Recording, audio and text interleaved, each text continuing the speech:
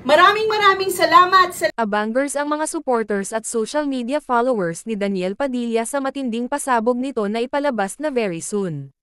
Mismong ang nanay ni DJ na si Carla Estrada ang nagbalita tungkol sa next project ni Daniel pero hindi ito nagdetalye kung ano ang kanyang tinutukoy. Sa kanyang Instagram account, nagpost si Carla ng litrato ni Daniel kung saan nagpahaging ito na magkakaroon ng bonggang proyekto ang anak na recently lamang ay nag-open ng bagong business sa Dubai. To God be the glory. Thank you, praying hands emoji, ang maikling caption ni Carla sa kanyang IG post. Congratulations, anak, soon. Ang nakalagay naman sa text caption ng litrato ni Daniel. Tila nakalimit naman ang maaaring mag-post ng kanilang reaksyon sa comment section ng post ni Carla kaya iilan lang ang nabasa naming komento.